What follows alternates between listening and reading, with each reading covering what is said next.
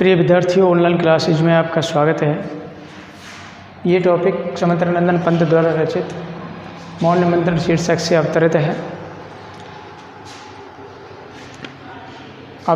इसमें प्रातःकाल और संध्याकाल के माध्यम से रहस्यवादी भावना का वर्णन किया गया है या अभिव्यक्ति की गई है।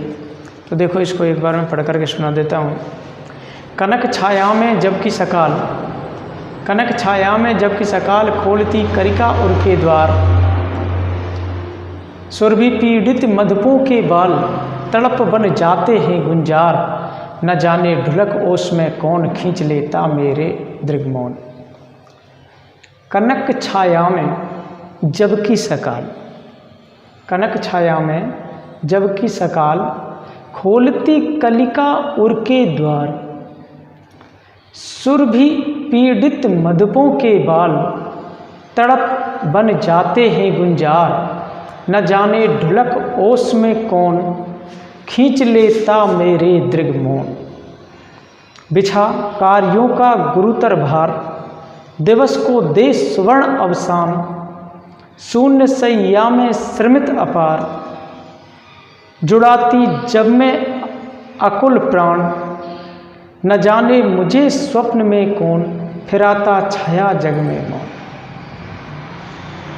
तो देखो, ये पंक्तियां हैं। इसके जो शब्दार्थ किए दिए गए हैं वो इस प्रकार हैं।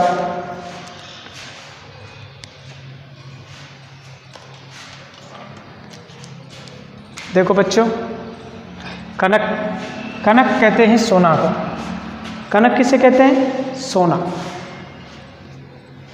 सकाल कहते हैं यथा समय।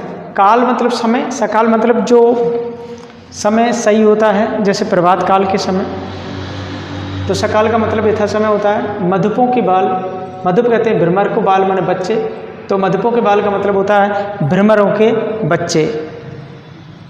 गुरुतर कहते हैं भारी, गुरुतर माने भारी। सुवर्ण कहते हैं सुनहरा, सुवर्ण माने सुनहरा। अवसान कहते हैं अंत या समाप्ति। श्रमित माने थकान, श्रमित माने थकान युक्त, और जुड़ाती माने शांत करना। तो बच्चों, ये आप समझ में आए। कनक माने सोना, सकाल माने यथा समय, मधुपों के बाल कहते हैं भ्रमरों के बच्चे, गुरुतर माने भारी, और सुवर्ण माने सुनहरा। अवसान कहते हैं समाप्ति, श्रमित कहते हैं थकान से युक्त, और जुड़ाती माने शांत करना। तो देखो, ये जो इसके कठिन शब्दार्थ थे, अब मैं इसका अर्थ करके बता देता हूँ। कनक छाया में जबकि सकाल खोलती कलिका उनके द्वार, सुरभि पीड़ित मधुपों के बाल तड़प बन जाते हैं गुंजार, न जाने ढुलक ओश में कौन खींच लेता है मेरे दृग्मौन। देखो, ये जो अवतरण है सुमित्रानंदन पंत द्वारा रचित है, मौन निमंत्रण शीर्षक से अवतरित किया गया है। तो कवि पंत जी ने प्रातःकाल और संध्याकाल के माध्यम से रहस्यवादी भावना को अभिव्यक्त किया है।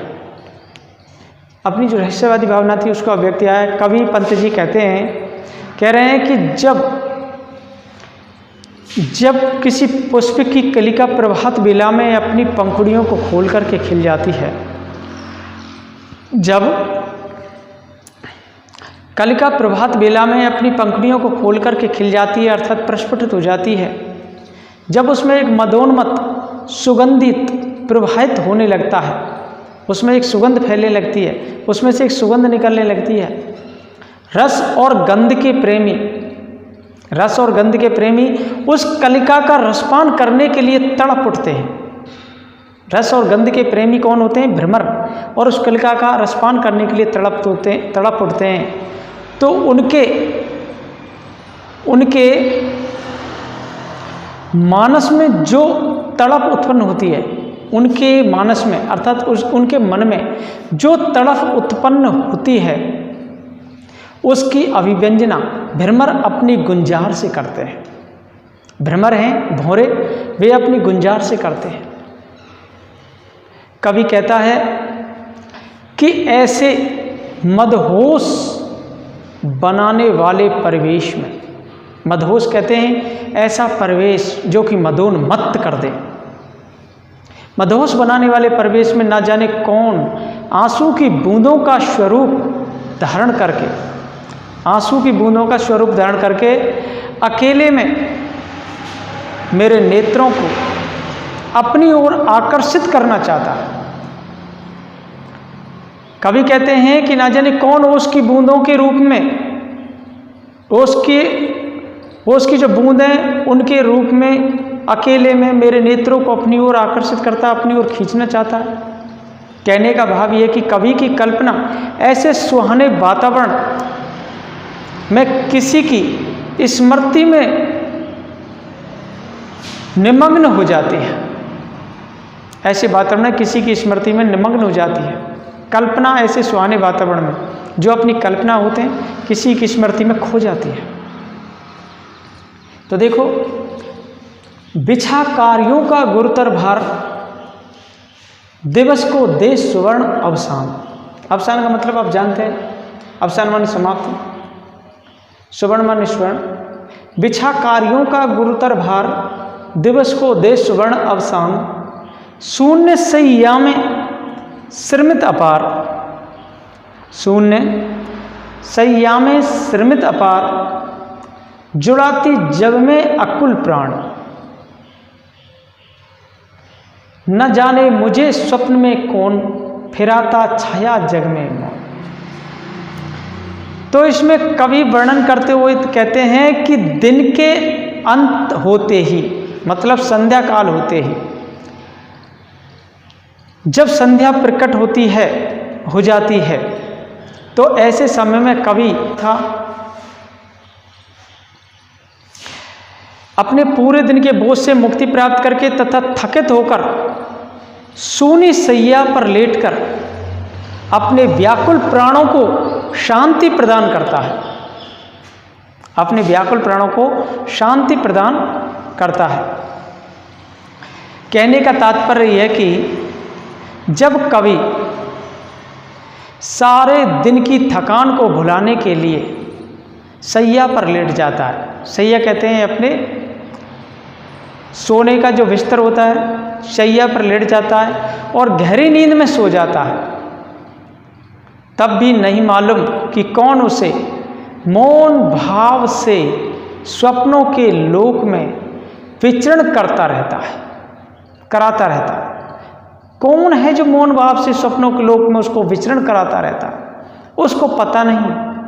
कवि को इन बातों का पता ही नहीं है कि स्वप्न में मुझे कौन विचरण कराता रहता है।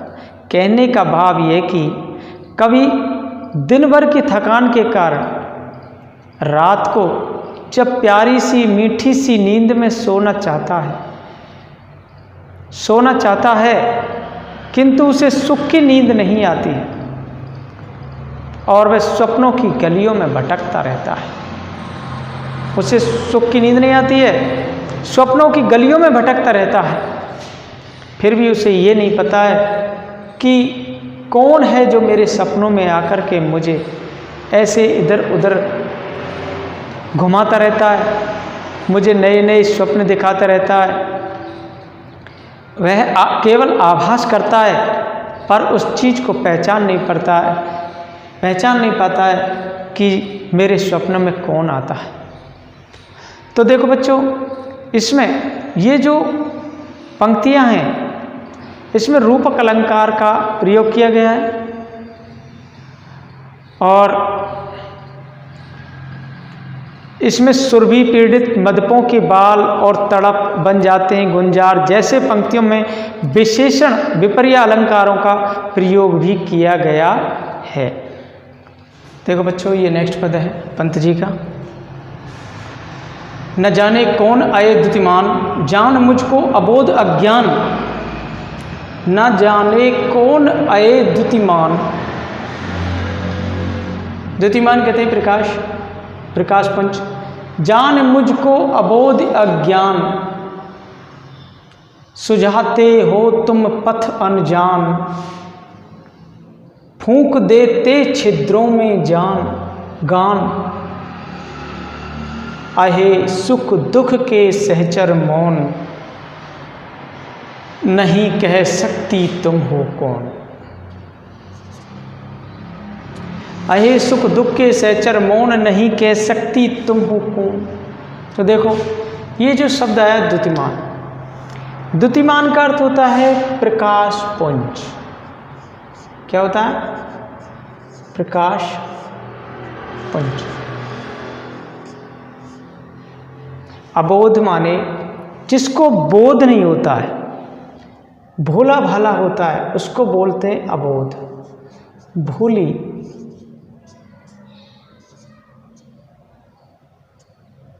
बिना बोध के,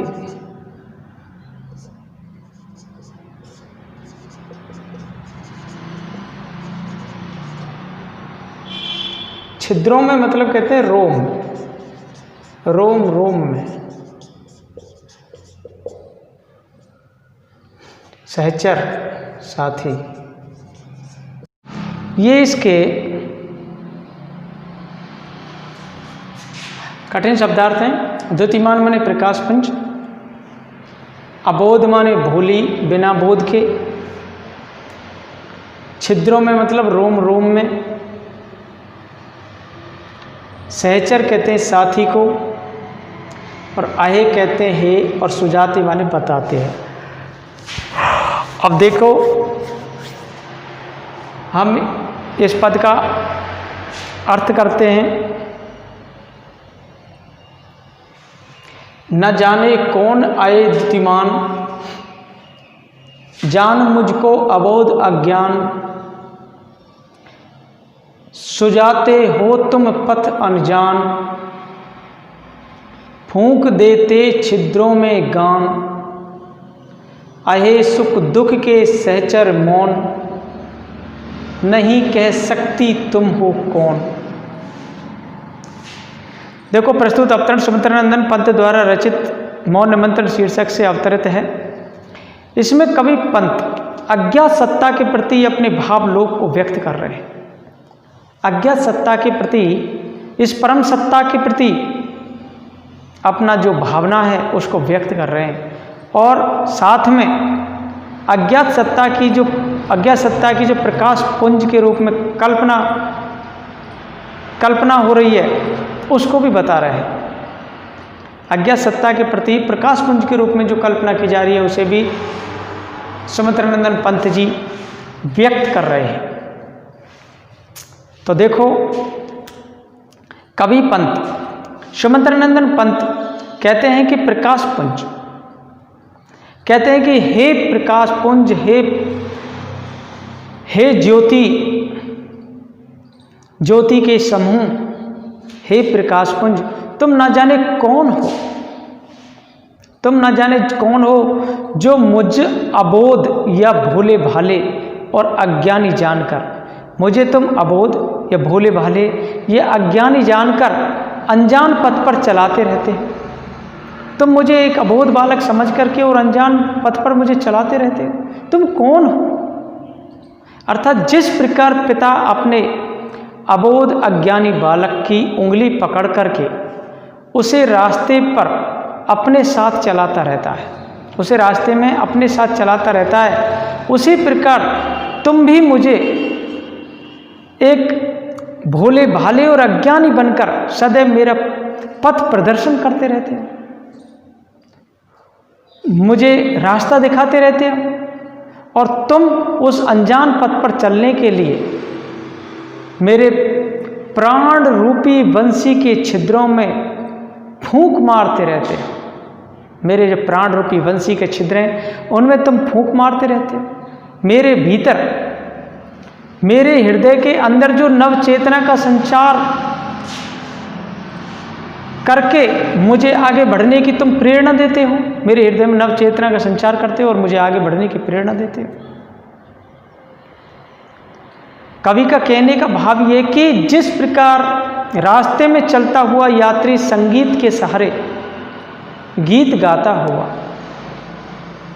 संगीत के सहारे गीत गाता हुआ अपने यात्रा के श्रम को भुलाता हुआ आगे बढ़ता चला जाता है, उसी प्रकार वह अज्ञात सत्ता, वह परम सत्ता, वह दिव्य दृष्टि, वह प्रकाश पुंज, उसके कितने भी नाम हो सकते हैं, वो मेरे प्राणों में नव चेतना रूपी संगीत भर करके मुझे निरंतर आगे चलाने के लिए प्रेरित करते रहते हैं, मुझे प्रेरणा देते रहते हैं आगे चलने के लिए। मेरे सुख दुख के मौन सहचर मैं नहीं कह सकता, मैं तुम्हें नहीं जानता कि तुम कौन हो।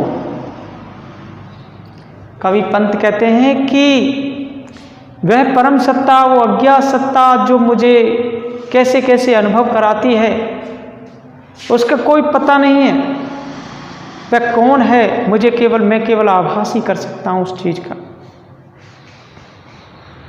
तो इसमें बच्चों, इसमें मानवीकरण अलंकार का प्रयोग किया गया है और तत्सम प्रधान शब्दावली बताई गई है। इसके अंदर प्रकृति का वर्णन किया गया है और अज्ञात सत्ता जो कि रहस्यवादी भावना को भी इसमें अभिव्यक्त किया गया है। धन्यवाद।